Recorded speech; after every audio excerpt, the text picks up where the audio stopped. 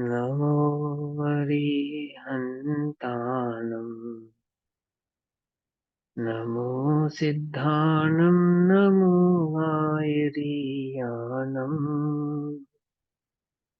नमो वज्झायानं नमो लोये सबसाऊनं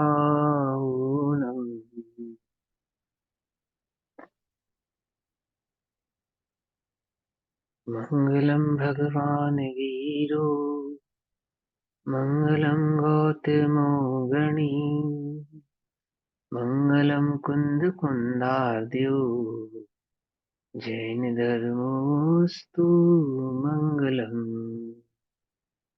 सर्वमङ्गलमाङ्गल्यं सर्वकल्याणकारकं प्रधानां सर्वधर्माणां जैनं जयतु शासनम्।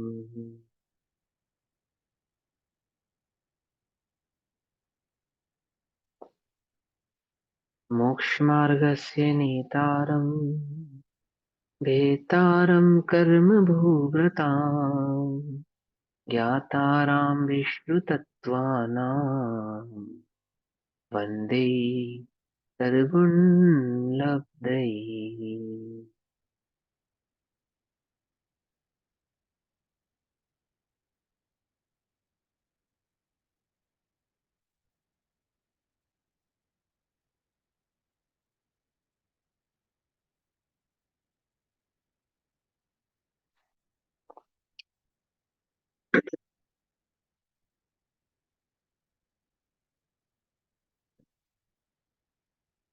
अरे भैया, केवली नहीं हूं मैं कि आपकी स्क्रीन ऑफ रहे और आपके चेहरे मेरे ज्ञान में झलक जाए। है ना, स्क्रीन ऑन रखो ताकि समझ में तो आए आपको, कुछ समझ में आ रहा है या नहीं आ रहा है भैया ना। सुनो तबीयत भैया, ठीक नहीं है जिसलिए ऑफ है वरना कोई भेजा बात नहीं, हूँ। कोई बात नहीं, जिनकी कोई तकलीफ है कोई बात नहीं। सुनो भैया, अपनी कक्षा का विषय है पांच भाव। पांच भाव की चर्चा हम सभी आचार्य उमा स्वामी देव रचित, देव द्वारा रचित मोक्ष शास्त्र परिणाम तत्वार्थ सूत्र जी के माध्यम से कर रहे हैं। अध्याय नंबर 2, सूत्र नंबर पहला सूत्र पढ़ते हैं, उसके बाद भाव की चर्चा शुरू करते हैं। औपशमिक शायिको भावौ मिश्र च जीवस्य स्वतत्व मौदायिक परिणामिको च। ये जीव के पांच भाव की चर्चा आचार्य देव ने की। जीव के पांच असाधारण भाव, असाधारण भाव अर्थात जो मात्र जीव के ही कहे जाते हैं, जीव में ही पाए जाते हैं, अन्य द्रव्यों में नहीं पाए जाते। कौन कौन से वे पांच भाव है? औपशमिक, क्षायिक, मिश्र, मिश्र अर्थात क्षायोपशमिक, औदयिक और पारिणामिक। ये पांच भाव जीव के हैं। इनमें जो पारिणामिक भाव है उसको स्वभाव भी कहते हैं। स्वभाव है ना। पारिणामिक भाव की चर्चा हमने अपनी अपनी लास्ट जो कक्षा थी उसमें अच्छे से की थी। पारिणामिक भाव को निरपेक्ष भाव भी कहा जाता है, पारिणामिक भाव को ज्ञायक कहा जाता है, त्रिकाली कहा जाता है, ध्रुव कहा ये जाता है, अप्रभावी कहा जाता है। तो मतलब सभी जीवों के या सिर्फ मनुष्य की? सभी जीव, जीव माने जीव, जीव, जो एक इंद्रिय दो इंद्रिय वो जीव, सब? जीव, हाँ जीव, जीव द्रव्य। मनुष्य, जीव मनुष्य नहीं होता। मनुष्य पना जीव का औदैहिक भाव है, समझाया था ना। लास्ट कक्षा में अच्छे से समझाया था, नहीं समझाया था? सभी सभी छहो द्रव्यों के स्वभाव को पारिणामिक कहते हैं, पहली बात। ठीक। और जो जीव द्रव्य है उसके उसके स्वभाव को भी पारिणामिक कहते हैं। जब छह द्रव्यों को कहते हैं तो जीव द्रव्य के भाव को भी पारिणामिक कहते हैं। पारिणामिक अर्थात जैसा है वैसा है। इसी पारिणामिक भाव को द्रव्यन योग में किन किन नामों से पुकारा जाता है? त्रिकाली, ध्रुव, अप्रभावी, शाश्वत, अनादि निधन, कारण शुद्ध द्रव्य, कारण शुद्ध पर्याय और ज्ञायक। ऐसे ऐसे नामों से उसको शुद्ध चैतन्य भाव, चिदानंद भाव, चैतन्य मात्र, ठीक है ना। इस प्रकार से निरपेक्ष भाव, अनादि निधन, निरपेक्ष परिणाम, ऐसा ये सब नाम क्या है? ये पारिणामिक के ही अपर नाम है। पारिणामिक भाव के ही अपर नाम अर्थात उसके पर्यायवाची है, जिसमें कोई अपेक्षा ना हो, जो पर से निरपेक्ष हो, स्वयं में पर से जुदा हो और स्वयं में जैसा है वैसा का वैसा हो, उसको कहते हैं पारिणामिक भाव। अब जो दूसरे नंबर का भाव है उसको कहते हैं औदैहिक भाव। औदैहिक भाव के भेद हमने कौन कौन से पढ़े थे? गति, मिथ्यात्व, कषाय, लेश्या, वेद, असंयम, संयम, अज्ञान और अशुद्ध या सिद्ध भाव आदि को औदैहिक भाव कहते हैं। अर्थात पहले गुण स्थान से लेकर और जब तक सिद्ध अवस्था प्रकट नहीं होती तब तक के जितने भी भाव हैं जो हमें दिखाई देते हैं वो सब कैसे हैं? औदैहिक भाव कहलाते हैं। औदैहिक भाव का दूसरा नाम है उदय जनित भाव। क्या नाम है दूसरा? उदय जनित भाव। औदैहिक भाव किसके उदय जनित भाव? कि कर्म के उदय जनित भाव। है ना, जीव को किसका आता है? कर्म का उदय आता है। तो जैसा कर्म का उदय आता है वैसा जीव को कहते हैं। क्यों कहते हैं? क्यों कहते हैं देखो, सुनो ध्यान से। कर्णनियोग की शैली है, कर्णनियोग निमित्त प्रधान कथन करता है, निमित्त की अपेक्षा से कथन करता है, अर्थात कर्म सापेक्ष कथन करता है, अर्थात पर्याय की अपेक्षा से कथन करता है। क्या कहा? तीन चीजें बोली मैंने। कर्णनियोग निमित्त की अपेक्षा से कथन करता है, शैली कर्णनियोग की शैली। दूसरी शैली क्या कर्णनियोग में?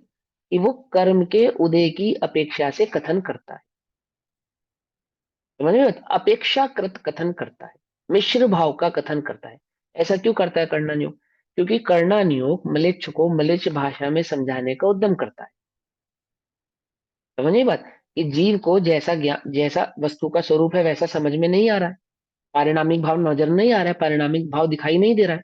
तो जो दिखाई देता है, जो दिखाई देता है उसकी अपेक्षा से जीव की पहचान कराई जाती है। जैसे मार्गणा स्थान, आप कर्णनियोग में पढ़ेंगे। मार्गणा स्थान क्या है? मार्गणा स्थान, वहां पे एक इंद्रिय वाला भी जीव कहा जाएगा, दो इंद्रिय वाला भी कहा जाएगा, तीन इंद्रिय वाला, यानी इंद्रियों से जीव को पहचाना जाएगा। वह सम्यक्त और मिथ्यात् से भी जीव को कहा जाएगा, अर्थात सम्यक्त और मिथ्यात् की अपेक्षा से जीव की पहचान की जाएगी। वहां पे गुण स्थान वाला भी जीव कहा जाएगा, अर्थात गुण स्थानों के माध्यम से जीव को पहचाना जाएगा। आई बात समझ में?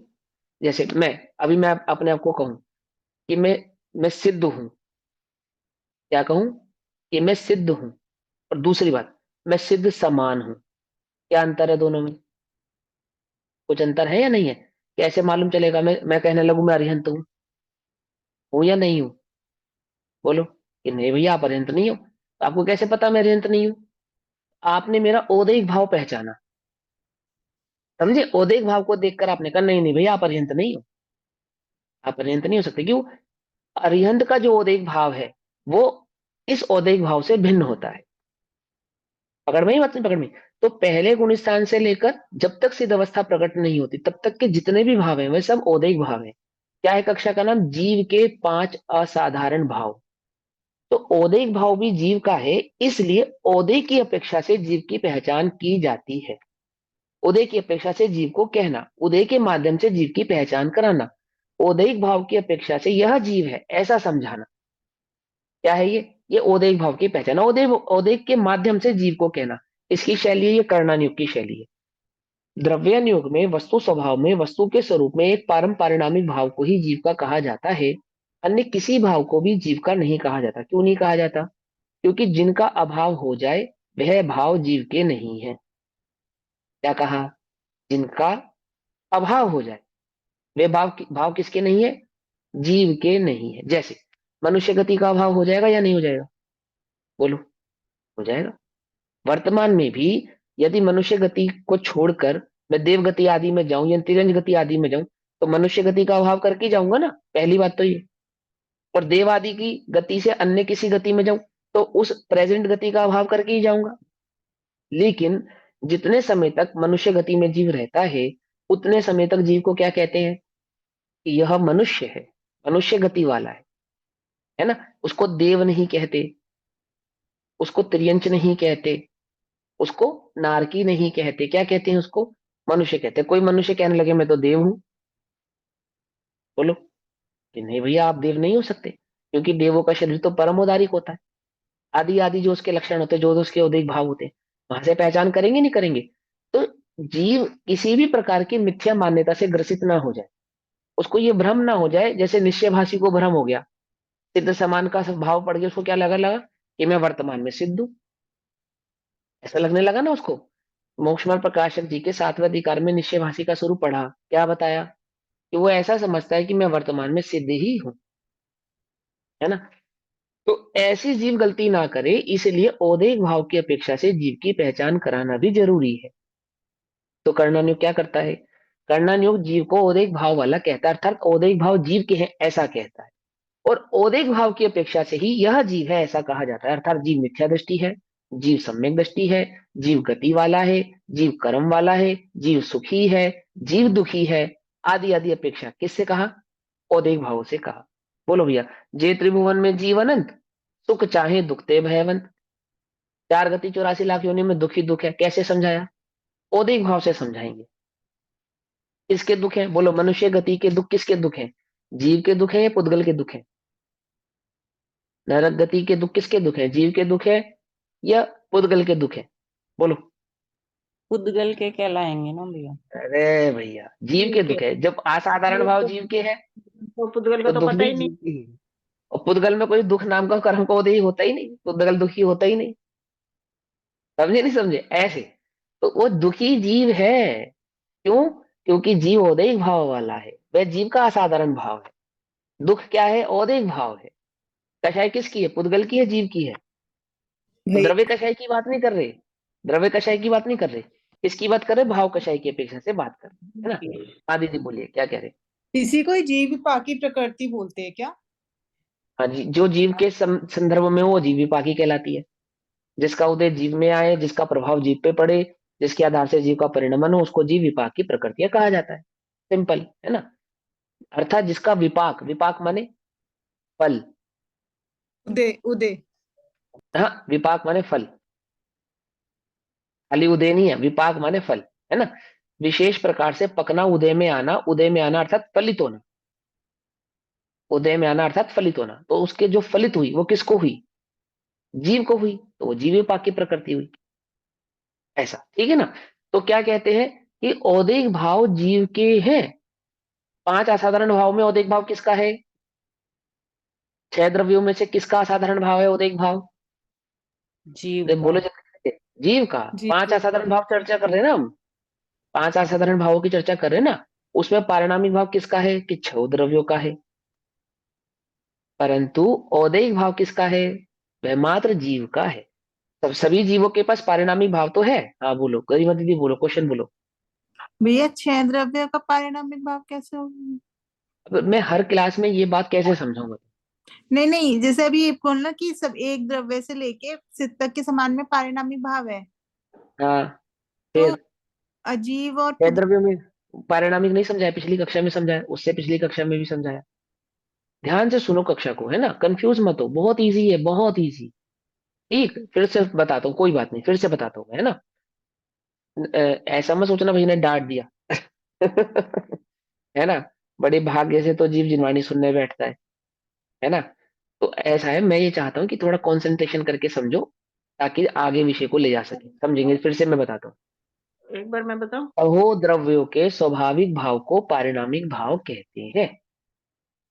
जैसे पुद्गल का स्वभाव क्या है? स्पर्श रस गंध वर्ण आदि। तो पुद्गल का स्वभाव है ना, वो पुद्गल का पारिणामिक भाव कहलाएगा।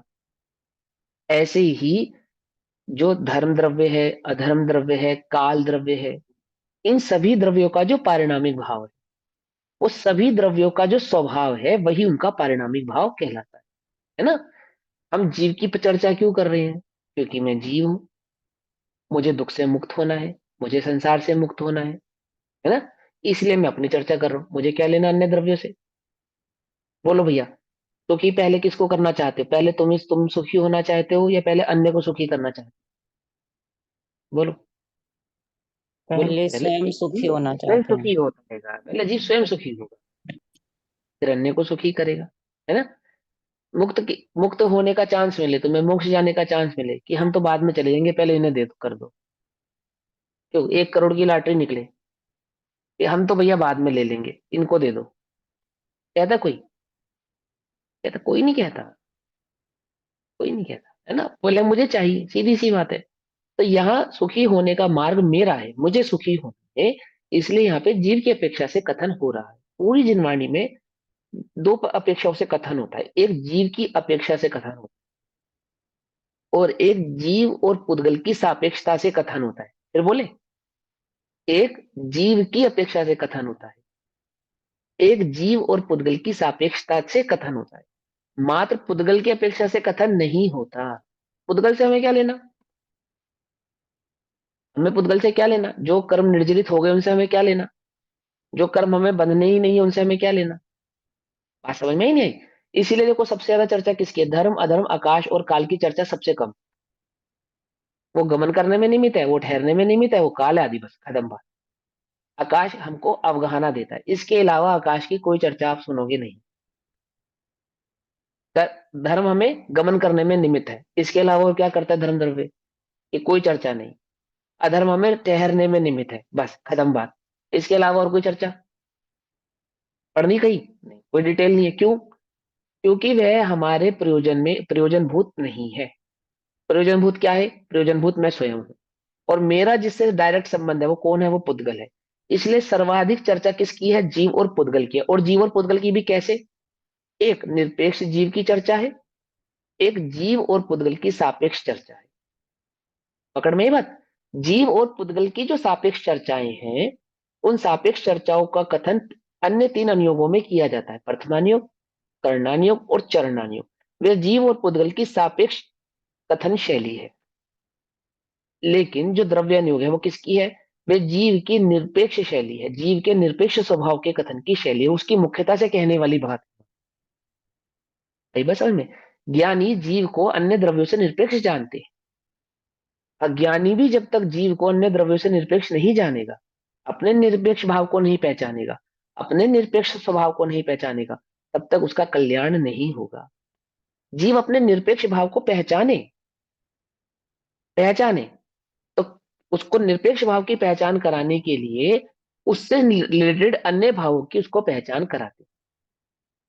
जैसे पहले उसको उदय भाव की पहचान कराई कि मैं बहुत दुखी हूं, हाँ भी दुखी तो है, देख जगत में अन्य जीव सुखी है, ये सब कैसे सुखी है, तो ये पुण्य के उदय से सुखी है, तू पाप के उदय से दुखी है।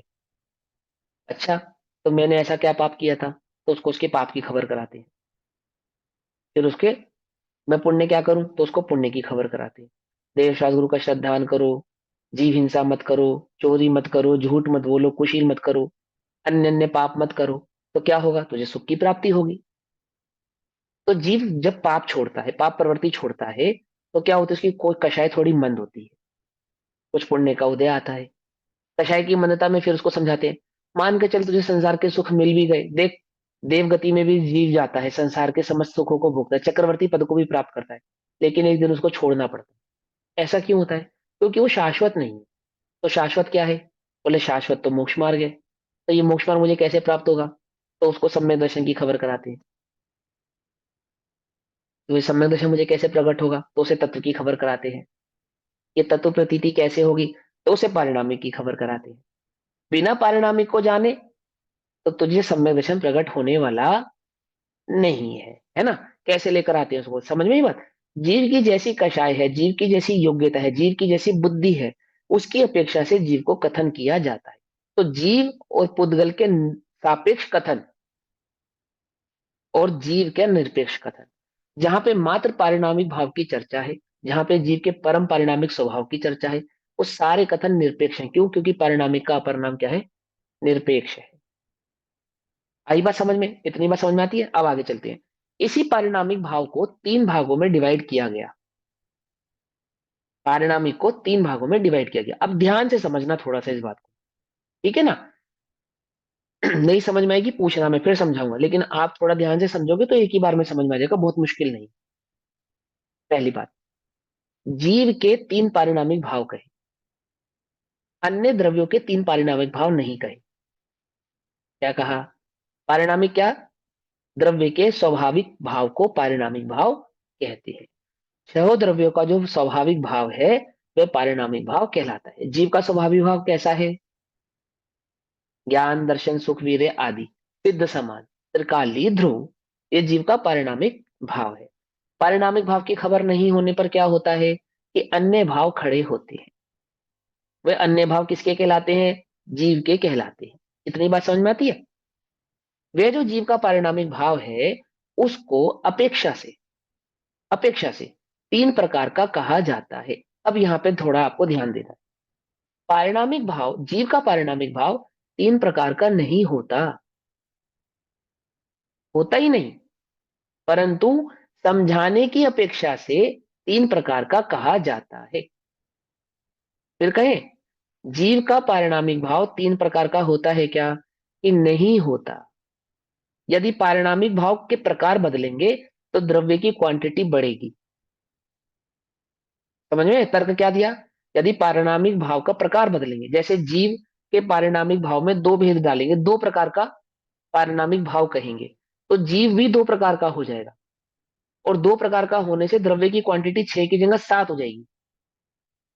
समझ में बात? लेकिन जीव 2 प्रकार का नहीं होता, जीव मात्र जीव होता है, परंतु कर्णानुयोग क्योंकि उदय की अपेक्षा से कथन करता है, क्योंकि पर्यायों की अपेक्षा से कथन करता है, क्योंकि सापेक्षता से कथन करता है, तो पर्यायों की अपेक्षा से कथन करने के कारण, सापेक्षता से कथन करने के कारण कर्णानुयोग में पारिणामिक के 3 भेद कहे जाते हैं। किसकी अपेक्षा से? सापेक्षता से।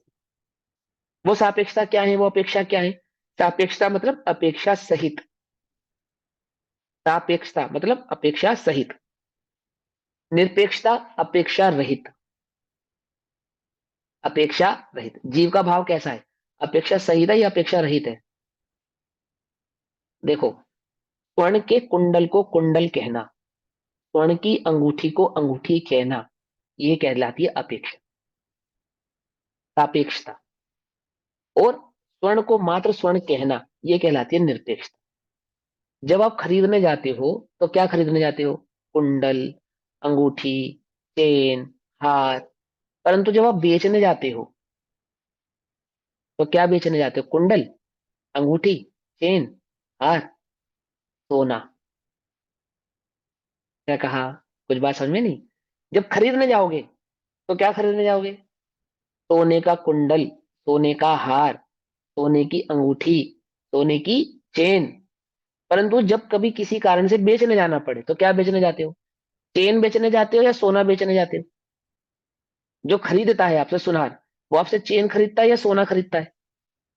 बोलो, क्या अंतर है दोनों में? समझ में? बात नहीं समझ में? आप जब सोने की चेन खरीदोगे तो सोने के पैसे अलग देने पड़ेंगे और उस स्वर्ण को चेन बनाने के पैसे अलग देने पड़ेंगे। लेकिन जब आप उसी चेन को बेचने जाओगे तो सुनार आपको चेन के पैसे नहीं देगा, स्वर्ण के पैसे देगा। क्या कहा? अंतर समझ में आया दोनों में या नहीं समझ में आया? है ना? अपेक्षा और निरपेक्षता।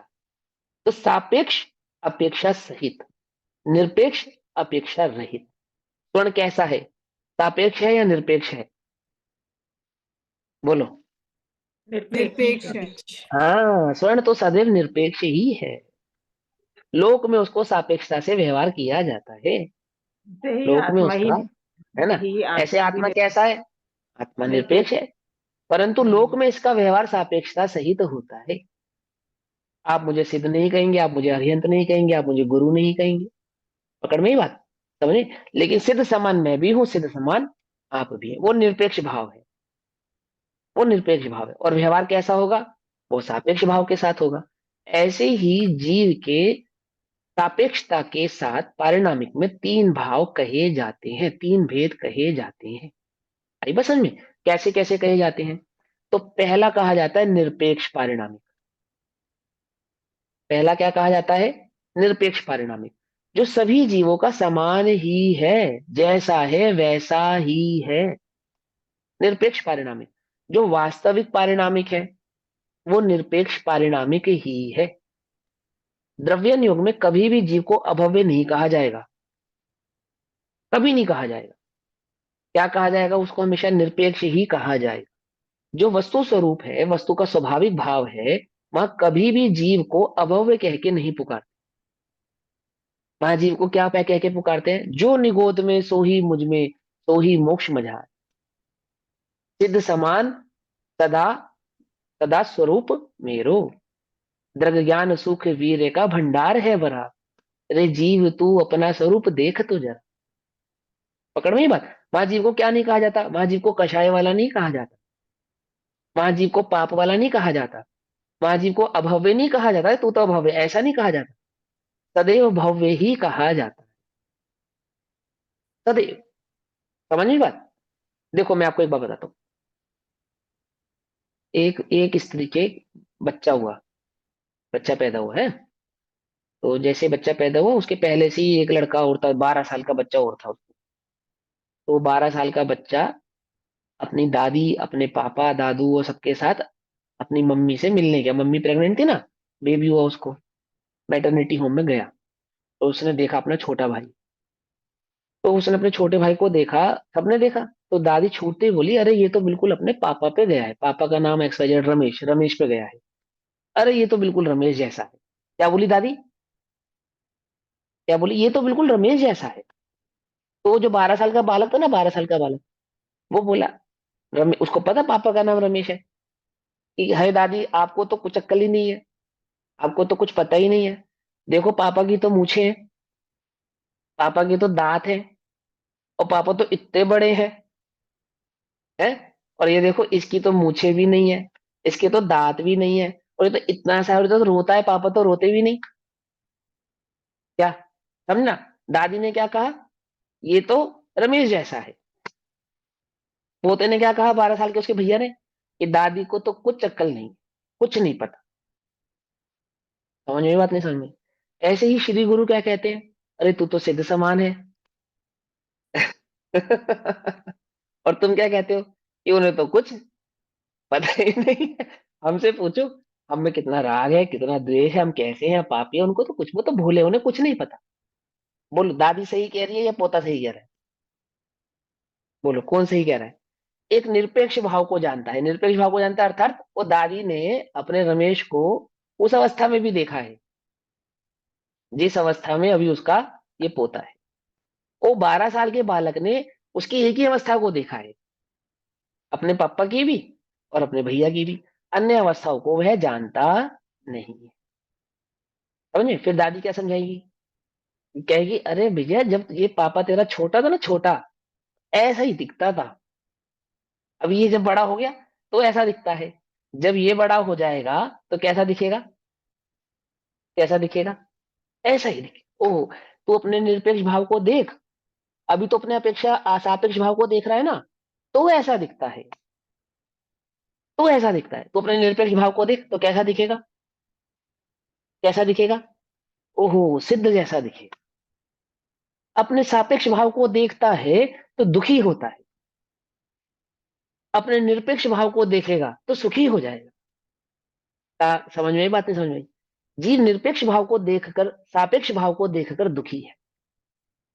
जिस सापेक्ष भाव को देखकर दुखी है, उस सापेक्ष भाव की खबर कराने के लिए सापेक्ष भावों की चर्चा करते हैं, कथन करते हैं। समझ में? नहीं समझ में? यदि वह अभी अपने निरपेक्ष भाव को देखे, निरपेक्ष भाव को अभी, तो कैसा है? इस सुख का भंडार है, सिद्ध समान है, वो पोता अपने पिता समान है, पिता जैसा है, वो टू कॉपी है। टू कॉपी है ना, ऐसे कहते हैं ना। ऐसे ही ये अपने निरपेक्ष भाव को देखने पर कैसा है? कैसा है? ओहो, ये तो सिद्धो जैसा है। तो परिणामी का एक भाव, निरपेक्ष भाव, सभी जीवों का समान ही है, अन्य कुछ नहीं है। अब इसी निरपेक्ष भाव को पर्याय की अपेक्षा से दो प्रकार का और कहा जाता है। किसकी अपेक्षा से? पर्याय की अपेक्षा से। क्या है वो पर्याय की अपेक्षा? एक कहा जाता है अभव्य, और एक कहा जाता है दूरानुदूर भव्य। क्या कहा जाता है? एक कहा जाता है अभव्य, और एक कहा जाता है दूरानुदूर भव्य। एक जो भव्य भाव है ना, उसको निरपेक्ष भाव कहो चाहे भव्य भाव कहो, एक ही बात है। निरपेक्ष पारिणामिक कहना या भव्य पारिणामिक कहना एक ही बात है, कोई ज्यादा अंतर नहीं है, दोनों में एक ही बात है। जैसा निरपेक्ष भाव है वैसे निरपेक्ष भाव को कभी ना कभी प्रकट करेगा, उस अपेक्षा से उसको भव्य कहा जाता है। अपने निरपेक्ष भाव को यह जीव कभी प्रकट नहीं करेगा। कौन जानते हैं इस बात को? केवल ही जानते हैं। ऐसे केवल ज्ञान में जानने की अपेक्षा से किसको प्रकट नहीं करेगा? वो सोना जो कभी खदान से नहीं निकलेगा। क्या वो सोना है या नहीं है? बोलो। वो पेट्रोल है जो आज तक जमीन में से बाहर नहीं निकाला गया, क्या वो पेट्रोल है या नहीं है? है पेट्रोल ही है ना? ऐसे ही वह जीव जो कभी सिद्ध अवस्था को प्रकट नहीं करेगा, क्या वो सिद्ध समान नहीं है? क्या वह अनंत गुणों का निधान नहीं है? क्या वह दर्शन ज्ञान सुख दर्शन चारित्र आदि वाला नहीं है? वैसा ही है, जैसा है वैसा ही है। वो सोना जो कभी कुंडल नहीं बनेगा, क्योंकि वो कुंडल नहीं बनेगा इसलिए वो सोना नहीं है, ऐसा नहीं है। स्वर्ण तो है। समझ में बात नहीं समझे? लेकिन कर्णानुग किसकी अपेक्षा से कथन करता है? वो पर्याय सापेक्ष कथन करता है। क्योंकि कर्णानुग में पर्याय की अपेक्षा सापेक्षता से कथन किया जाता है, इसलिए वहां पारिणामिक को तीन प्रकार का कहा जाता है। एक जो अपने निरपेक्ष पर्याय को प्रकट करेगा वो, एक जो अपने निरपेक्ष पर्याय को कभी प्रकट नहीं करेगा वो, एक जो अपने निरपेक्ष पर्याय को प्रकट करने की योग्यता तो रखता है परंतु कभी उन्हें प्रकट नहीं करेगा वो। अब मैं इसको शॉर्ट में खत्म करता हूं जल्दी से। पहला, भव्य, अर्थात जीव अपने सिद्ध स्वभाव को प्रकट करेगा, ऐसा पारिणामिक। दूसरा, जो सिद्ध समान तो है परंतु कभी सिद्ध भाव को प्रकट नहीं करेगा, उसको कहा अभव्य। और तीसरा, कि जिसमें सिद्ध भाव को प्रकट करने की योग्यता है, सिद्ध भाव को प्रकट भी कर सकता है, तो भी कभी सिद्ध भाव को प्रकट नहीं करेगा, उसको कहा दूर अनुदूर अभव्य। दूर अनुदूर भव्य। समझ में आ गई बात? बस पर्याय की अपेक्षा से पारिणामिक में तीन भेद किए हैं। कोई कंफ्यूज मत होना, इसी प्रकार का कोई डाउट मत रखना। सिर्फ इतनी अपेक्षा अपने ध्यान में हमेशा रखना कि जब वहां पे पारिणामिक को तीन प्रकार का कहा जाता है तो सिर्फ सापेक्ष कथन है और कोई बात नहीं। बोलो भैया, सापेक्ष भाव को देखकर सिद्ध अवस्था प्रकट होगी या निरपेक्ष भाव को देखकर प्रकट होगी? बोलो। है? तुम्हें सिद्ध होना या नहीं होना? निरपेक्ष भाव को सिद्धो जैसा है ना, सिद्धो जैसा सुख प्रकट करना है या नहीं करना? ये करना है। सम्यक दर्शन प्रकट करना है या नहीं करना? संसार का अभाव करना है या नहीं करना? बोलो, ये करना है ना। तो किसको देखूं? निरपेक्ष किसको भाव को। देखूं? निरपेक्ष भाव को देखूं। अन्य सापेक्ष भावों को देखने की आवश्यकता नहीं। ये शंका कभी मत करो कि मैं भव्य हूं या अभव्य हूं, तो निरपेक्ष भाव को नहीं देख रहा। जो सापेक्ष भाव को देखते हैं, जिन्हें सापेक्ष भाव की दृष्टि है, जिसको अच्छे शब्दों में कहें पज्जे मूढ़ा ही पर समय, जो पर्याय मूढ़ है, जिनकी दृष्टि हमेशा पर्याय पे है, उनको ये शंका उत्पन्न होती है, उनको ये कंफ्यूजन होता है कि मैं भव्य हूं या मैं अभव्य हूं। बोलो भैया, कान में मड़ा पड़ा हुआ कुंडल ये विचार करने लगे, मुझसे ज्यादा बढ़िया तो ये गले में पड़ा हार है। क्या? मुझसे ज्यादा बढ़िया ये तो कुछ अलग है, कुछ डिफरेंट है कुछ डिफरेंट। क्या डिफरेंट है? बोलो। हार को देखेगा तो दुखी होगा, अपने स्वर्णत भाव को उसके स्वर्णत भाव से मिलान करेगा तो दुखी नहीं होगा। क्या कहा? कुछ समझ में आई बात? सदैव क्या रहेगा? सहज ही रहेगा, सुखी रहेगा। सुखी होने का मार्ग क्या है? ये विचार करना सुखी होने का मार्ग नहीं है कि मैं भव्य हूं या भव्य हूं। अपने निरपेक्ष भाव को देखना ही सुखी होने का मार्ग है। पकड़ में ही बात? या नहीं पकड़ में? कौन है अभव्य? जिनकी निरपेक्ष भाव पे दृष्टि नहीं है वो सब अभव्य है। समझ में आई बात? तुम भव्य हो अभव्य हो?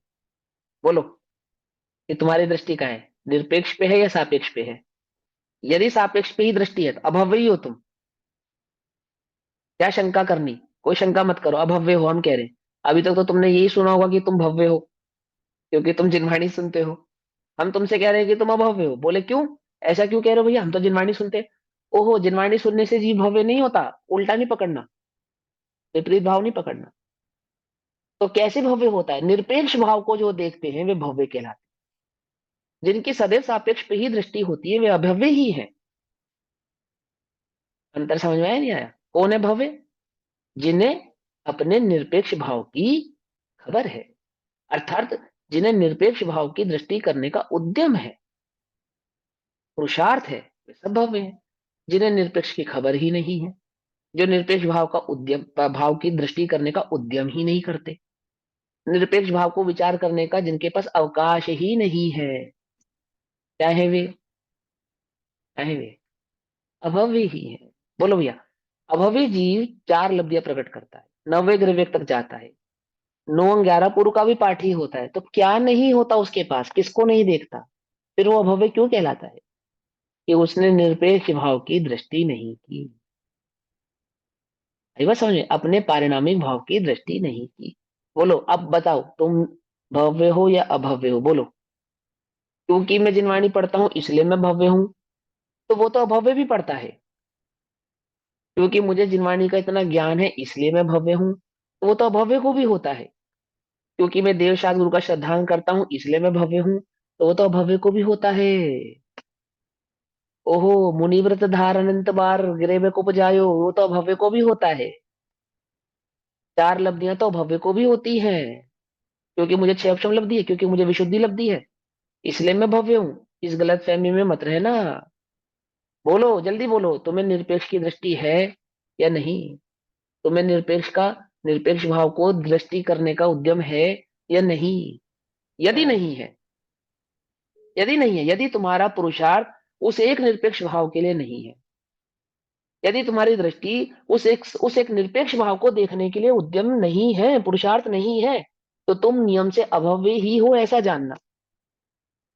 कैसे पहचानोगे मैं भव्य हूं या अभव्य हूं? कि मेरा पुरुषार्थ निरपेक्ष भाव के लिए है या सापेक्ष भाव के लिए? बोलो, मेरा उद्यम निरपेक्ष तत्व पे है या सापेक्ष तत्व पे है? वह सिद्ध तो बनना चाहता है। करना ध्यान से, क्या गलती है उसकी? उस नौवे ग्रह तक जाने वाले अभव्य की क्या गलती है? कि वह सिद्ध तो बनना चाहता है, परंतु सिद्ध स्वभाव की दृष्टि नहीं करता। क्या समझ आई बात? वह मुक्त तो होना चाहता है, परंतु अपने स्व स्वाभाविक मुक्त स्वाभाविक भाव की दृष्टि नहीं करता। त्रिकाल पद को प्राप्त तो होना चाहता है, परंतु अपने त्रिकाली ध्रुव ज्ञान की दृष्टि नहीं करता।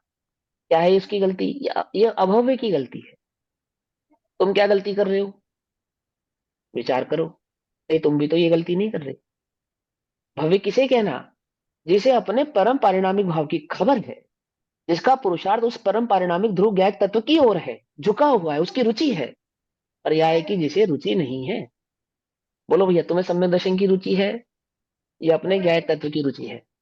अपने तत्व की रुचि। हाँ, जिन्हें सम्यक दर्शन की रुचि अभव्य है। उल्टा ही पकड़ना भैया, समझो। विपरीत भाव नहीं ग्रहण करना। जिन्हें सम्यक दर्शन की रुचि है उन्हें सम्यक दर्शन प्रकट नहीं होता। जिन्हें त्रिकाली ध्रुव ज्ञायक भाव की अभी हूं, ऐसा जिन्हें विश्वास है, उन्हें नियम से सम्यक दर्शन प्रकट होता ही। समझे? वो माँ क्या देख रही है, दादी ने क्या देखा? अरे ये तो रमेश ही जैसा है। श्री गुरु तुझसे क्या कहते हैं? अरे तू तो सिद्ध जैसा है। अरे अरे भैया, तू तो सिद्ध समान है, ऐसा कहते हैं ना श्री गुरु। और तुम क्या कहते हो? वो 12 वर्ष के बालक जैसे। इसकी तो मूछें ही नहीं है इसके तो दांत ही नहीं है, ये तो पिताजी से बोलता ही नहीं है ना? ऐसे ही करते हो ना तुम, कि मैं, अरे हम कहाँ सिद्ध समान, हम तो नहीं हो सकते। तुम वही सापेक्ष भावों को ही निरंतर देखते रहते हो। अपने निरपेक्ष ज्ञायक भाव जिसको श्री गुरु तुम्हें दिखाना चाहते हैं, बतलाना चाहते हैं, उसकी ओर देखने का उद्यम करते करते नहीं। आई बात समझ में? अब शंका मत करना मैं भव्य हूं या भव्य। अपनी ओर देख लेना सापेक्ष भाव की रुचि है तो अभव्य है, निरपेक्ष भाव की रुचि है तो भव्य भव्य ही है। तत्प्रीति चित्तेण, जितने प्रीति चित्त से एक बार भी ये बात सुनी है, क्या सुनी है? क्या सुनी है? बोलो, कि मैं सम्यक दृष्टि हूँ, ये सुना है? नहीं, मैं सिद्ध हूँ। मैं आत्मा हूँ, ध्रुव ज्ञायक तत्व आत्मा हूँ। ऐसा जिसकी अर्थात जिसने प्रीति चित्त से अपने निरपेक्ष भाव की ओर देखा है, जिसने प्रीति चित्त से अपने अपरिणामी ध्रुव ज्ञायक तत्व की ओर देखा है, वह उस ध्रुव, मैं ध्रुव हूं, ऐसे विश्वास के साथ जिसने उस बात को सुना है, वो निश्चित ही भव्य है। ऐसा उसे निश्चित ही भव्य जानना। पकड़ में ही बात है ना? चलो अब आगे चलते हैं। तो क्या कहा? औदैहिक भाव वाला जीव, क्योंकि 5 असाधारण भावों में औदैहिक भाव किसका है? जीव का है। जीव और जो उदय में आए उसको क्या कहते हैं? औदैहिक। औदैहिक, औदैहिक की अपेक्षा से जीव को कहना। गति का उदय आया, मनुष्य गति के उदय के आने पर इस पारिणामिक को गति वाला कहना, इस पारिणामिक को कषाय वाला कहना, इस पारिणामिक को अन्य अन्य भाव वाला कहना, गुण स्थान वाला कहना। क्या है ये कर्णा नियुक्त की शैली है। वो औदैहिक भाव से जीव की पहचान कराता है। क्यों? क्योंकि तुम पारिणामिक को तो जानते नहीं। जिन्हें परम पारिणामिक की खबर है उन्हें उपदेश देता है कोई? बोलो। ध्यान में मगन 6, 7, 8, 9, 10वें गुण स्थानों में वर्तने वाले मुनिराजों को कौन उपदेश देता है? किनको देता है? बोलो। मुनिराज उपदेश देते हैं, तो किसने उपदेश देते हैं? हे मुनि, तू अभी अपने परम पारिणामिक भाव की खबर करके उसमें रम जा। नहीं रमने वाले को रमने का उपदेश देते हैं। जो रमण कर रहे हैं उन्हें तो कोई उपदेश देता नहीं। जो प्रचुर स्वसंवेदन कर रहे हैं उन्हें तो कोई उपदेश देता नहीं। जो प्रचुर स्वसंवेदन नहीं कर पा रहे हैं, नहीं किया है, जिन्हें उस आत्मा की खबर नहीं है, उन्हें उपदेश देते हैं। क्या उपदेश देते हैं? क्या देते हैं? कि तू अभी इस पर की दृष्टि को छोड़, पर भाव की दृष्टि से अपने चित्त को हटा, राग की दृष्टि मत कर, पर की दृष्टि मत कर। क्या कर? अभी अपने निरपेक्ष ज्ञायक भाव को देख। क्या देख? क्या देख? कि मैं तो चित्त चैतन्य ज्ञायक भाव ही हूं, एक ध्रुव त्रिकाली भगवान आत्मा ही हूं, अन्य कुछ नहीं हूं। समझ में ही बात है? समझ में? अब जिसे उस त्रिकाली भाव पारिणामिक की खबर नहीं है, उसे उदयिक भाव से, औदिक भावों से समझाया जाता है कि देख भाई, ये क्रोध मत कर। ये क्रोध जो है, ये उदयिक भाव, ये तू नहीं है। उस क्रोध के पीछे छुपा हुआ पारिणामिक है। ये क्रोध है ना, क्रोध, इस क्रोध के पीछे छुपा हुआ छुपा हुआ पारिणामिक है। आई बात समझ में? इस कषाय के पीछे छुपा हुआ, इस मिथ्यात के पीछे छुपा हुआ, ओहो, इन 9 तत्वों की ज्योति में छुपा हुआ क्या है? एक पारिणामिक है। समझ में बात? इस पारिणामिक को 3 प्रकार का कहा। पारिणामिक कितने प्रकार का होता है? 3 प्रकार का होता है या 1 प्रकार का होता है? इशारे से बताओ बस। हाँ, 1 प्रकार, एक ही होता है। एक ही पारिणामिक को 3 प्रकार का कहा जाता है। भव्य, अभव्य, दुर्भव्य, उसको कहा जाता है अपेक्षा से। किसकी अपेक्षा से? सापेक्षता की अपेक्षा से। कौन सी सापेक्षता? पर्याय की अपेक्षा से, भविष्य में होने वाली पर्यायों की अपेक्षा से। जो पर्यायों पर दृष्टि करते हैं वे निश्चित ही अभव्य हैं। जो पर्यायों से भिन्न ज्ञायक तत्व की दृष्टि करते हैं वे निश्चित ही भव्य हैं। हम भव्य हैं या अभव्य हैं? हम भव्य हैं या अभव्य हैं? ओहो, जिन्हें निरपेक्ष ज्ञायक भाव की दृष्टि है, निरपेक्ष ज्ञायक भाव की खबर है, जिसका पुरुषार्थ एक निरपेक्ष ज्ञायक भाव को देखने के लिए उद्यमी है, वह निश्चित ही भव्य है। उसे कोई शंका करने की आवश्यकता नहीं है। आई बात समझ में? क्लियर हुई बात? चलो, अब औदिक भाव के बाद आता है क्षयोपशमिक भाव। क्या आता है? क्षयोपशमिक भाव। क्षय उपशम भाव। क्षयोपशमिक भाव। एक क्षयोपशमिक सम्यक दर्शन भी सुना होगा आपने, है ना? सुना है ना? क्षयोपशमिक सम्यक दर्शन, क्षयोपशमिक भाव, अथवा कर्मों का क्षयोपशम, है ना? अपना चारित्र जो भी सुना है। क्षयोपशम चारित्र, क्षयोपशम ज्ञान, अपने इस वर्तमान के ज्ञान को क्या कहते हैं? क्षयोपशम ज्ञान कहते हैं, है ना? कहते हैं ना, कहते हैं। ये क्षयोपशम क्या चीज होती है, तो ये समझाएंगे। देखो, ये क्या था? पारिणामिक। पारिणामिक यानी कि मैं कितने गुण है यहाँ पे? एक या अनंत? अनंत, अनंत ना? अनंत। अनंत है ना? यहाँ कितने गुण है? ये सभी अनंत गुण है। इन अनंत गुणों की पहचान किसकी किसकी मुख्यता से कर रहे हैं हम? क्योंकि हम ज्ञान गुण की मुख्यता से चर्चा कर रहे हैं। ज्ञान, जिसके पास ज्ञान पाया जाए, इसका अर्थात हम जीव पारिणामिक की चर्चा कर रहे हैं। ठीक है ना? जिसपे स्पर्श रस गंध वर्ण पाया जाए वो पुद्गल पारिणामिक है। जो गमन करने में सहायी हो वो धर्म पारिणामिक है। जो रुकने में सहायी हो वो अधर्म पारिणामिक है। जो परिणमन में सहायी हो वो काल पारिणामिक है। जो अवगाहना देने में सहायी हो वो आकाश पारिणामिक है। जो जानने देखने वाला हो वो जीव पारिणामिक है। वो जीव पारिणामिक। मैं जानने देखने वाला हूं या करने धरने वाला हूं? बोलो।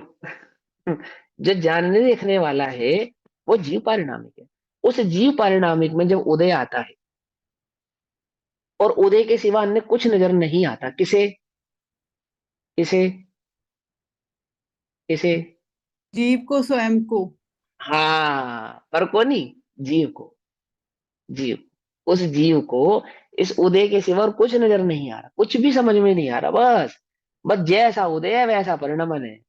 उदय जैसा, बिल्कुल। वह उदय जैसे परिणमन के कारण उस औदैहिक भाव वाला कहलाता है, उसे औदैहिक भाव वाला कहते हैं। जैसा जैसा उदय का परिणमन है, वैसा वैसा इस जीव का परिणमन है ना? अभी आपको दिखाएंगे, नृत्य भी दिखाएंगे, जीव और पुद्गल का नृत्य भी दिखाएंगे। ध्यान से समझना। जीव पुद्गल का नृत्य देखा? नृत्य सुना? जीव पुद्गल का नृत्य जीव और पुद्गल नाचे या में कर्म उपाधि है। सुनिए लाइन, जीव और पुद्गल नाचे या में कर्म उपाधि है। इस संसार में जीव और पुद्गल नाचते हैं। कैसे नाचते हैं अब इसे दिखाएंगे आपको, थोड़ा सब्र से। तो क्या है, ये जीव है, ये क्या है, क्या है ये क्या है, औदैक, ये औदैक। अब इस औदैक में जो थोड़ा सा जीव नजर आया, थोड़ा सा, तो क्या हुआ, ये कुछ हुआ क्षय और कुछ हुआ उपशम। समझे, कर्म का, ये कर्म है ना, कर्म जिसको औदैक कहता है, इस कर्म का कुछ हुआ क्षय, अर्थात दबना। क्षय उपशम, देखो क्षय के दो अर्थ होते हैं। अब यहाँ पे एक बात समझाते हैं। जब कहते हैं ना क्षय उपशम और क्षय, ये दो शब्द पढ़े आपने, एक उपशम, एक क्षय उपशम, और एक क्षय, ये तीन शब्द हैं। पहले तीन शब्दों से आपको तीन शब्दों की पहचान कराती है। उपशम का मतलब होता है दबना। उपशम का क्या मतलब होता है, दबना। क्षय का मतलब होता है अभाव होना। फिर बोले, उपशम का मतलब होता है दबना। क्षय उपशम, क्षय का मतलब होता है अभाव होना। कौन रिपीट करेगा? सीमा जी बताओ, क्या बोला मैंने? चलो एब्सेंट छोड़ो। हेमल जी आप बताओ, क्या कहा मैंने? उपशम मतलब दबाना और क्षय मतलब हाँ, मिटाना, हाँ, मिटाना यानी कि अभाव होना। वेरी गुड, अभाव ठीक। होना। उपशम माने दबना। किसका दबना? किसका कर्मों दबना? का, कर्मों का। कर्म का दबना। ठीक। ये ना कर्म, ये तो पारिणामिक तो ऐसा का ऐसे रहने वाला है, जो का त्यों रहने वाला है, इसमें कुछ नहीं होगा। जो कुछ होगा इस औदैहिक भाव यानी इन कर्मों में ही होगा। ये जीव है, ये कर्म है। उदय की अपेक्षा से इन्हीं कर्मों को औदैहिक कहते हैं। जितने भी अन्य जो नाम आने वाले हैं, सब इसकी अपेक्षा से ही आने वाले। होगा इसमें, कहेंगे इसको। देखो सुनो, जब तुम किसी को पहचानते नहीं हो, किसी को पहचानते नहीं, तुम भीड़ में खड़े हो और तुम्हें किसी से कुछ काम है, और उस व्यक्ति ने लाल रंग की शर्ट पहनी है मान लो, तो तुम उसको कैसे संबोधन करते हो? ओ लाल शर्ट वाले भैया, अथवा लाल शर्ट वाली बहन, लाल साड़ी वाली बहन, ऐसा ऐसे पुकारते हो नहीं पुकारते, बोलो? ऐसे पुकारते हो ना। उसको तुम पहचानते नहीं, उसको तुम जानते नहीं, तो कैसे पुकारते हो? कैसे पुकारते हो? सब्जी लेकर जा रहे हो, सब्जी वाले भैया। फल लेकर जाते हो, फल वाले भैया। ऐसा ऐसे बुलाते हो ना, क्योंकि तुम उसको नहीं जानते, क्योंकि तुम उसको पहचानते नहीं हो। तो जो उसके पास होता है, जिसके वो साथ होता है, हम्म, उस साथ वाली उसे वस्तु से पहचान होती है। उसको पुकारते हो। अगर उसके हाथ में कुछ नहीं है, उसने लाल रंग की शर्ट पहनी है अथवा काली रंग की कमीज पहनी है, तो काली शर्ट वाले भैया अथवा बहन, ऐसे पुकारते हो ना। ऐसे तुम इसको नहीं पहचानते, इसको नहीं जानते, और ये वो देख तुम्हें दिख रहा है, तो तुम इसको कैसे पुकारते हो? ओ देख वाह वाले भैया। ओ देख भाव वाला जी। बोलो तुम मुझे कैसे पहचानते हो? ऐसे पहचानते हो या ऐसे पहचानते हो? बोलो तुम खुद को कैसे पहचानते हो? ऐसे पहचानते हो या ऐसे पहचानते हो? बोलो कैसे पहचानते हो? क्या समझे? ये इसको पहचानते हो, इसको पहचानते हो? हाँ, औदैत को औदाई पहचान। को ही पहचानते हो। हाँ, तो इसको इसको पुद्गल, इसको जीव कहते हो। किसको जीव कहते हो? इसको जीव कहते हो, इसको जीव कहते हो। जब तुम कहते हो एक इंद्रिय जीव, तो तुम इसको जीव नहीं कहते, इसको जीव कहते हो। दो इंद्रिय, तीन इंद्रिय, चार इंद्रिय, मनुष्य, नारकी, देव, ज्ञानी, अज्ञानी, हलुकर्मी, पुण्यशाली, पापात्मा, कषाय वाला, मिथ्या दृष्टि, बहुत बढ़िया। इसको कहते हो, इसको कहते हो, इसको कहते हो, इसको कहते हो। इसको हटाओ तो कैसा है? बोलो, ये पापी है, धर्मात्मा है, पुण्यशाली है, क्या है? अरे भैया, ये जो है सो है, जो है सो है। यह है सोना, स्वर्ण, स्वर्ण। और ये स्वर्ण का आकार, इसका आकार सुनहार होता है, सुनहार, वो इसे देखता है। अज्ञानी, ये कुंडल किसका कहते हैं? इसको कुंडल नहीं कहते, इसको कुंडल कहते। इसको हार नहीं कहते, इसको हार कहते। क्या सुंदर लगता है तुम्हें? हार सुंदर, सोना सुंदर लगता है या हार सुंदर लगता है? बोलो, क्या सुंदर लगता है तुम्हें, सोना या हार? सोना या हार, बोलो क्या सुंदर है? हार, किसकी हार कीमत है? सुंदर है। स्वर्ण, सुनहार की दृष्टि में किसकी कीमत है? बोलो, सुनहार की दृष्टि में किसकी कीमत है? सोने स्वर्ण की। की कीमत है ना। हाँ, हाँ बहुत बढ़िया। हाँ, ज्ञानी की दृष्टि में किसकी कीमत है, इसकी या इसकी? पारिणामिक भाव की। ये बहुत बढ़िया। हाँ, कषाय के उदय में ज्ञानी को किसकी दृष्टि है, तरंग के उदय में पारिणामिक भाव। जल चालनी खा रही है। राजा सैनिक उपसर्ग कर रहे हैं, उपसर्ग कर रहे हैं, राजा सैनिक उपसर्ग कर रहे हैं। ये राजा सैनिक में किसको देख रहे हैं, इसको या इसको? मुनिराज किसको देख रहे पारिणामिक हैं, भाव को परिणामिक देख को रहे देख हैं। रहे हैं। चेलना आती है, कहते हैं अरे अरे मुनिराज की रक्षा करो, हटाओ इसे। किसको देखते हैं, इसको देखते हैं या इसको देखते हैं? पारिणामिक भाव। इसको देखते हैं। समझिए, ज्ञानी किसको देखते हैं? जैसे सुनहार स्वर्ण के आकार में मात्र स्वर्ण को देखता है, ऐसे ज्ञानी ज्ञानी ज्ञानी औदेक भाव में किसको देखते हैं, मात्र पारिणामिक को ही देखते जानते, अन्य को नहीं देखते। अब जिसको पारिणामिक की पहचान नहीं है वो किसको देखता है, औदेक को देखता है। सिंपल सी बात है ना। हमें पहचान नहीं है, लाल शर्ट वाले भैया, काली शर्ट वाले भैया, मैं सुखी, मैं दुखी, मैं रंग, मैं राव, कौन कहता है? जो पारिणामिक भाव को नहीं पहचानता, हम तो भैया बहुत दुखी हैं। कौन हो तुम? हम दुखी आत्मा। कौन हो तुम? हम बहुत सुखी आत्मा। बोलो। कौन हो तुम? हम पैसा वाला आत्मा। कौन हो तुम? हम गरीब आत्मा। तुम कौन हो भैया? हम स्त्री हैं। कौन हो तुम? हम पुरुष हैं। हम बलवान हैं, हम वृद्ध हैं। ऐसे पहचानते हो ना, किसको पहचानते हो तुम? अपने को पहचानते हो या और देखो। समझे, वो देखो। समझे? अब जितना भी जो भी होगा, किसमें होगा? ये कर्म के ही अलग अलग नाम है। ओ औदयिक कहना, उपशम कहना, क्षेपशम कहना, क्षयिक कहना, कर्म कहना। ठीक है। कर्मों को उदय की अपेक्षा से औदयिक, कर्मों के उपशम की अपेक्षा से औपशमिक, कर्मों के क्षयोपशम की अपेक्षा से क्षयोपशमिक, और कर्मों के क्षय की अपेक्षा से शायिक। अब हमें वर्ड वर्ड का मीनिंग करना था ना, हमने पहचान करनी थी शब्दों की। तो क्या क्या तीन शब्द थे, उपशम, क्षयोपशम और क्षयिक। तो ये पारिणामिक में जो कर्म का उदय है उसको तो कहते हैं औदयिक। उपशम माने दबना, उपशम माने दबना, किसका दबना? कर्म का दबना। क्षयोपशम माने कर्म का क्षय होना, कर्म का क्षय होना। अब क्षयोपशम माने क्या होता है? तो क्षयोपशम का कुछ लोग ऐसा अर्थ करते हैं, कुछ दबना और कुछ क्षय होना। तो ऐसा अर्थ नहीं होता,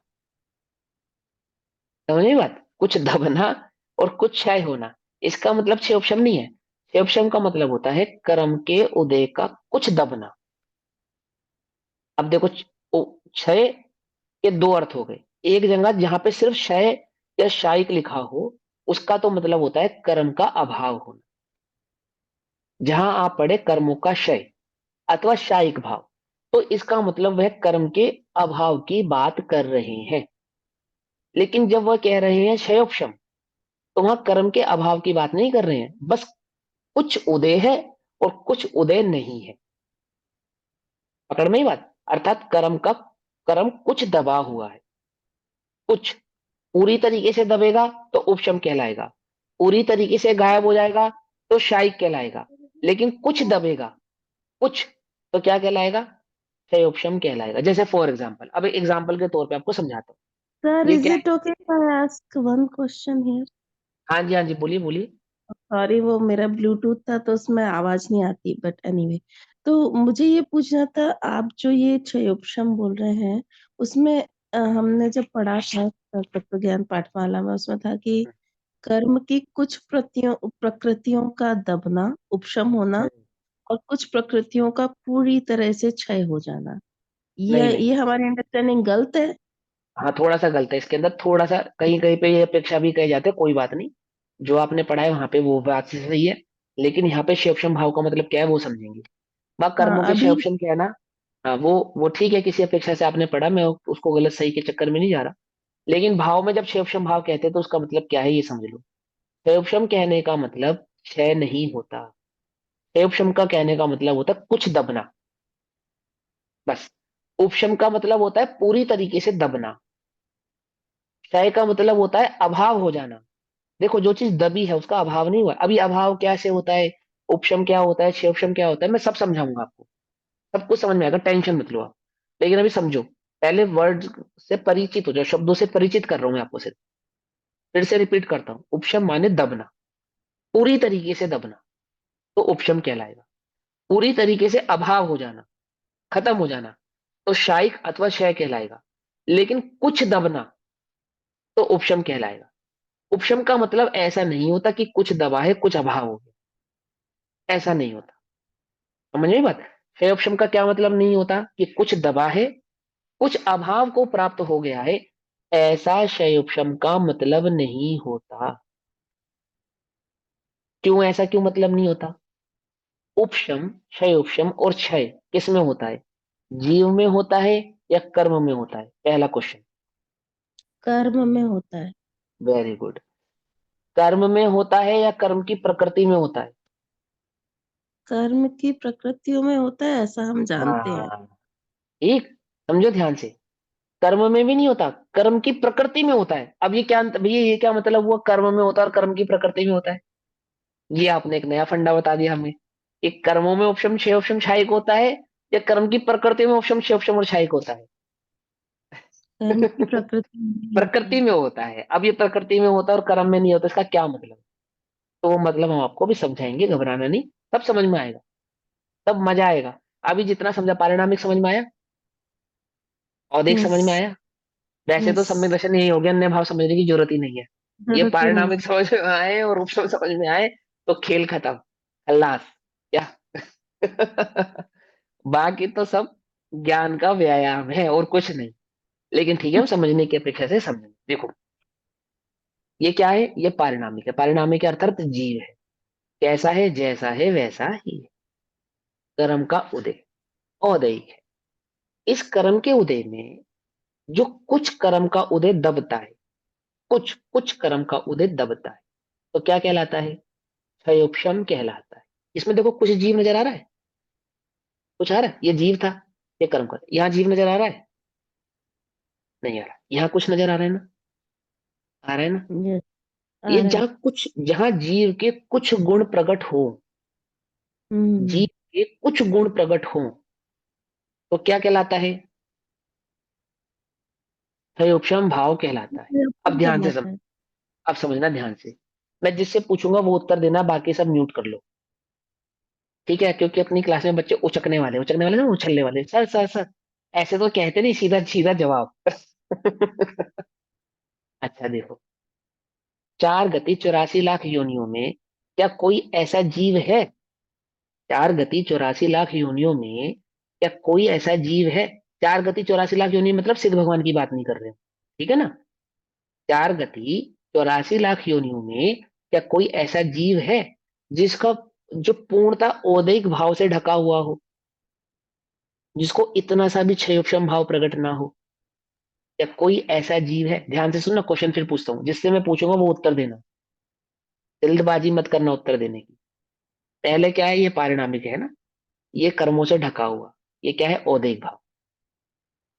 ये कुछ कर्मों का दबना, कुछ कर्मों का दबा हुआ होना, जिसमें जीव का कुछ भाव प्रकट हो रहा है, जीव का कुछ भाव प्रकट हो रहा है। तो 4 गति 84 लाख योनियों में क्या जीव, कोई ऐसा जीव है जिसकी ऐसी अवस्था तो ना हो, मतलब परंतु ऐसी अवस्था वाला हो, इतना भी भाव प्रकट ना हो?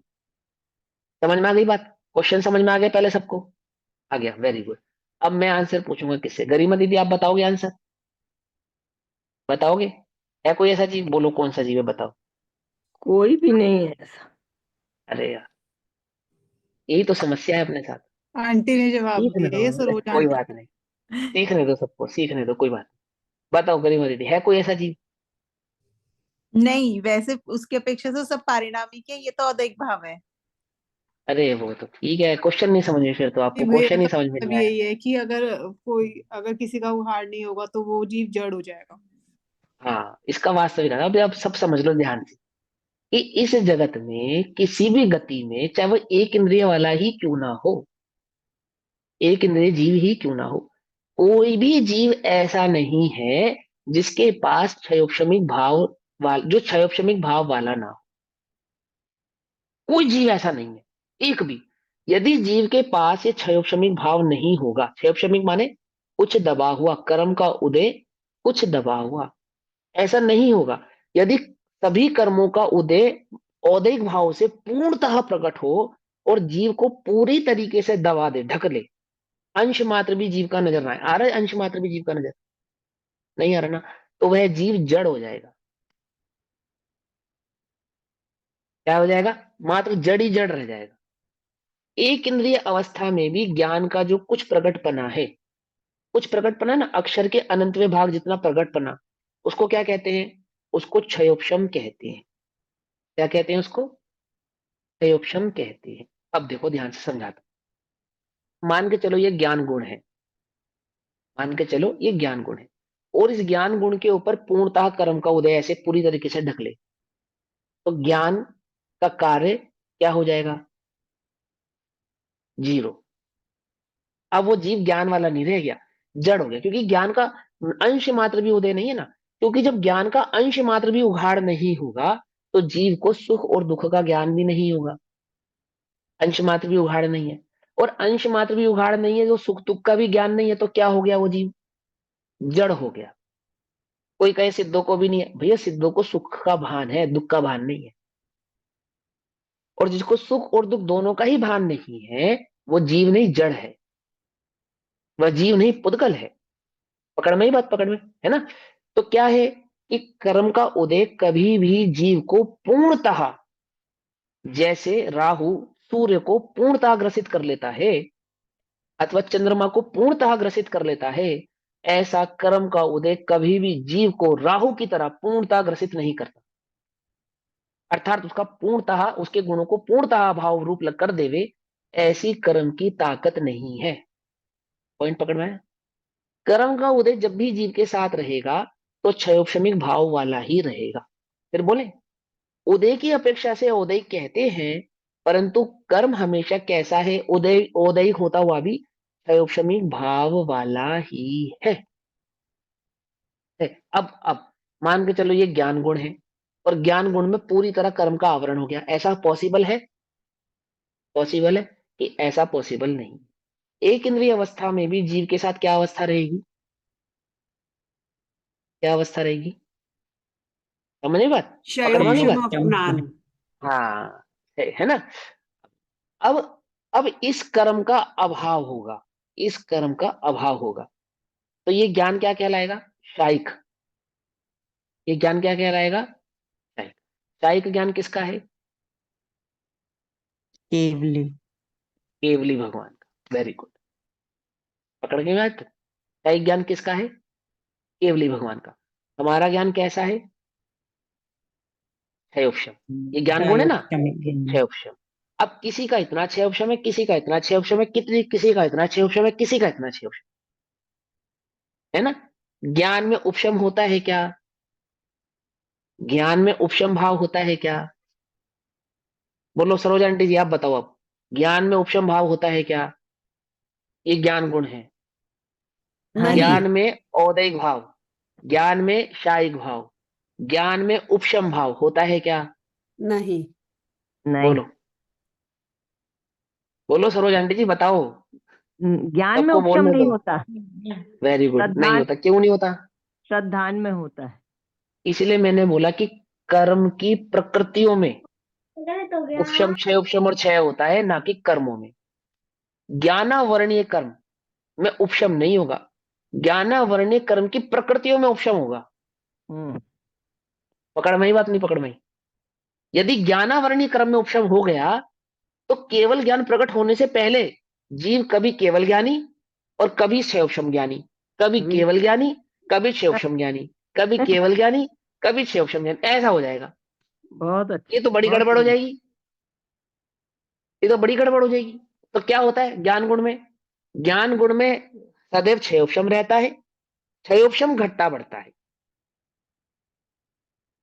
समझ में बात? और या फिर क्षयोपशम का अभाव होता है। ज्ञान में क्या नहीं होता? उपशम नहीं होता। पकड़ में आ गई बात, नहीं पकड़ में? है ना, पॉइंट पकड़ में आया? सो जो ज्ञान में हमेशा क्षयोपशम का, हाँ हमेशा हमेशा। उपशम नहीं होगा, नेवर इट विल हैपन, ऐसे बोल रहे हो कभी आप। नहीं होगा, कभी भी नहीं होगा। ज्ञान गुण की अपेक्षा से आत्मा में या तो क्षय उपशम होगा या तो शायिक होगा, बस। दूसरी कोई अवस्था नहीं होगी। किसकी अपेक्षा से कहना है? ज्ञान गुण की अपेक्षा से। लेकिन आत्मा के ओवरऑल भाव की अपेक्षा से उपशम भी होता है, क्षय उपशम भी होता है, शायिक भी होता है। घबराना नहीं, सब समझ में आएगा। अभी तो शुरू करा है, अभी क्या है दम। अभी तो इतना समझो, ये समझ में क्या है? ये परिणाम। ये क्या है? तो कर्म। भैया जी इस एक कर्म का क्वेश्चन, उदय, इस कर्म का उदय आना औदैक, औदैक। और कर्मों का कुछ दबा हुआ होना, कर्मों का कुछ दबा हुआ होना क्या कहलाता है? क्षयोपशम कहलाता है। आगे बात समझ में? अब तीसरा नंबर का जो भाव है, क्षयोपशम भाव। ज्ञान में कुछ दबा हुआ होना कर्म का, ज्ञान का क्षयोपशम कहलाता है। ऐसे ही अन्य अन्य गुणों को जिसका कर्मों ने आवरण किया है,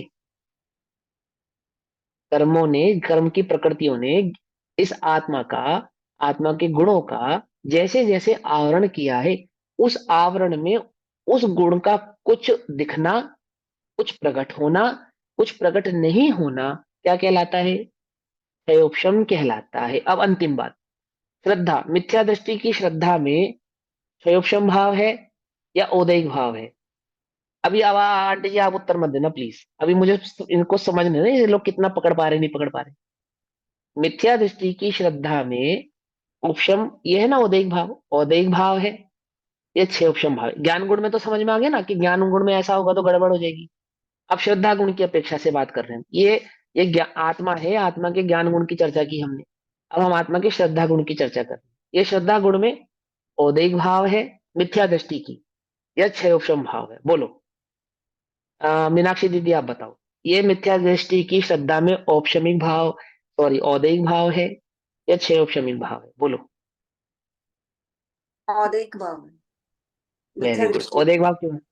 बोलो, ऐसा क्यों? छह उपशम क्यों नहीं है? क्योंकि वो पर को ही अपना समझ रहा है ना, औदिक भाव हाँ, तो उसी है ना। हाँ है ना। तो श्रद्धा में, मिथ्या दृष्टि की श्रद्धा में, श्रद्धा पूरी तरीके से औदैहिक भाव से ढकी हुई है। यदि उस श्रद्धा में थोड़ा सा भी उपशम होगा तो वो मिथ्या दृष्टि नहीं, सम्यक दृष्टि कहलाएगा, क्योंकि श्रद्धा का कुछ उघाड़ होगा। आगे बात समझ में? अब इसको मैं डिटेल में कल समझाऊंगा। अब आप प्रश्न पूछो, क्या पूछना है, फिर क्लास को विराम देते हैं।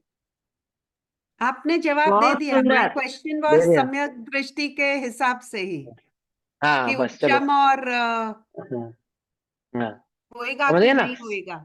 अब हम इसको डिटेल में कल समझेंगे। तब तक के लिए सभी को जय जिनेन्द्र, ओम नमः सिद्धेश्वराय। हिमांशु भैया बेटा बहुत सुंदर समझाया, बहुत अच्छा। धन्यवाद। गुरुओं की कृपा है जी, हमारा कुछ नहीं, हम तो कॉपी पेस्ट है सब। कि नहीं, भैया जी अच्छा श्रद्धा अच्छा हमारे तो सीखते ऑल गुरु या जी ने नन बहुत होती है ना? बढ़िया। पेस्ट कर दिया। भैया जी श्रद्धा में तो ऑल या नन होता है ना, हमने मतलब श्रद्धा में कुछ उघाड़ होना। हाँ, श्रद्धा में कुछ उघाड़ होता है, और श्रद्धा में उपशम भी होता है, उदय भी होता है, क्षय उपशम भी होता है, क्षयक भी होता है। श्रद्धा में सब ऐसा होता है। मैं, श्रद्धा में तो ऑल और नन, ये तो श्रद्धा होती है नहीं होती ऐसा नहीं है मतलब। हाँ होती है या नहीं होती है, वो अवस्था तो होती है। लेकिन अच्छा कर्म की अपेक्षा से उसमें उदय भी होता है, उपशम भी होता है, क्षय उपशम भी होता है, और क्षयिक भी होता है। ठीक है। ठीक है, कर्म की अपेक्षा से। मैं आपको डिटेल में कल समझाऊंगा, है ना? अभी समय पूरा हो गया ना, इस वजह से। हाँ नहीं ठीक तो है क्लास ठीक। को आगे ले जाते तो वो डिटेल में समझ में आता। नमो हरिहंत, नमो सिद्ध।